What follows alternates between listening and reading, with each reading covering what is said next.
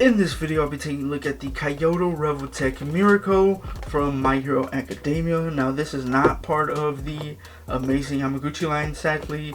It is Revoltech, so same company, it's just Amazing Yamaguchi is more like of an artist series, you could say, all stylized, which is what I like. She is just normal looking, sadly. But here's the front of the box, the side. The other side is more promo pics. The bottom, legal stuff. Top, the My Hero Academia logo. And the back is just a bunch of promo pics. It does look pretty good, but now let's crack this thing open. Here is the figure out of the box along with all of the accessories. You do get a decent amount of stuff. You know, she is, $90, so good, but wish there was more. You do get the pamphlet, which cool, but it's on Japanese, so who really cares. You do also get the stand, so you do get the tried and true Yamaguchi stand. You go this way, more of a degree than this way. You do get a clamp, which just goes on like that, and then the other end obviously goes onto the base itself with all the different holes. This is one of my favorite stands. It's just this is kind of loose. Even after tightening it, I tightened it, it's still kind of loose. Other than that, it's a pretty good stand. You do get this pretty good hair piece. It has obviously the little like horn things. To interchange this is actually kind of simple. You just pull on the one that's on there in the package and then push this one on and you get that nice, swooshing effect. Kind of wish it came with a second one going the other way. That would have been pretty good, but whatever. You also get a pretty good amount of hands. You do get a set of kind of clenched hands, a set of more cupping hands. You can use them as like a get over here, or like her, with her ears. A set of wide open hands and one pointing finger. Kind of sucks. Wish she came with two, just to have two. But I don't know what other hands she could have came with. I do wish she came with like a swooshing effect. Storm Collectibles did a swooshing effect where you can port it onto the figure. I forget what figure it was. I kind of want to get that figure, but I'm pretty sure it's sold out now. And she's kind of small, so that effect would have looked even cooler, but whatever. So here are the 5 extra head sculpts. You get a smiling looking forward. You get this kind of more smirking looking to her right. Kind of a menacing looking to her right. This smiling looking forward. And then that one up there. The one on there in the package is neutral. To interchange this, it's actually kind of simple. You just pick at that, take the faceplate off, and then put this. You want to make sure, there we go, it lines up. If not, it will look weird. And then you put the hairpiece on like so.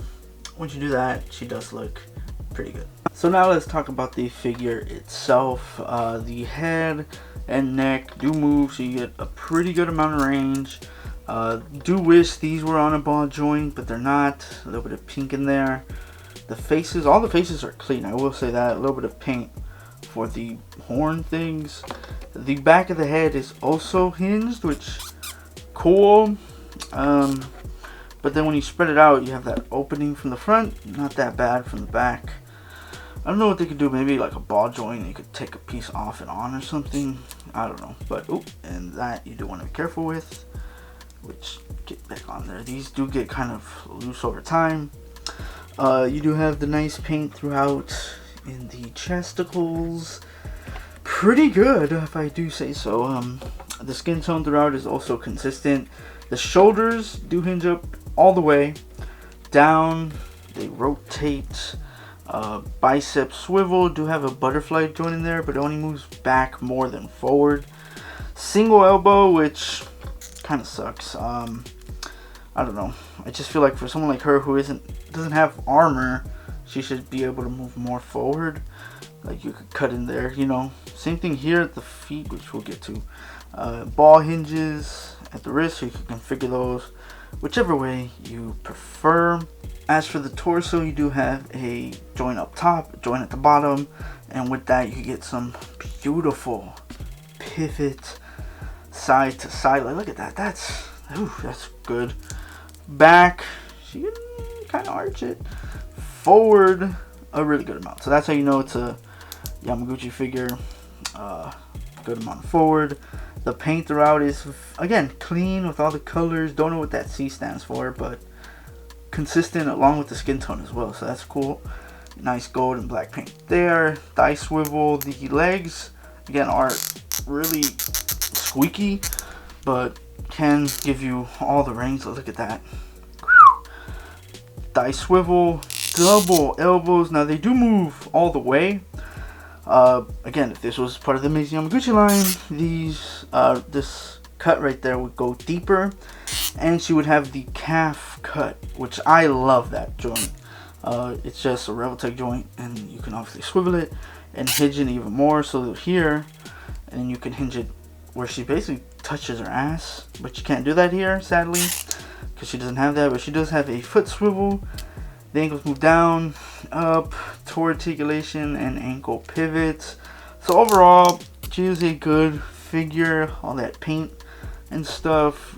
Just kind of wish she had more of the Amazing Yamaguchi styling, if I guess is how I should put it. As for the size comparisons, here she is compared to your average body molds from Hasbro and NECA. Now obviously she's a anime character. She is supposed to be 5'2", right? So she is still not in scale with these guys, but I don't mind her being smaller. I just think she should be bigger compared to the other anime figures. Here she is compared to your average body molds from Figuarts and McFarlane, which, god damn, can you stand up straight? Again, here this is more of a relative scale. Again, I think she should be that much bigger. Like just my thumb. I feel like if she was that much bigger, she would feel better, but yeah, she still looks good though. Here she is compared to a Buzz Mod. God damn, why can't you stand? A Buzz Mod Demon Form Nezuko and the SHF Naruto line Sakura. Again, I feel like I'm okay with these two, but obviously this is a different line, so she's a little bit bigger. Well, she can change size, so it don't matter. Again, I just feel like thumb, like that much. I don't know, that's just me. And finally, here she is compared to a fellow line mate, that being the Amazing Yamaguchi Bakugo and the McFarlane Toys Aizawa, which is still a pretty good figure. It just doesn't have double jointed knees. That just sucks. Obviously it's a 7-inch scale. These are severely out of scale. But again, I just feel like my thumb is all she needed, and that looks better to you, or to me, doesn't it? Compared to that, I don't know. Look, like this versus my thumb.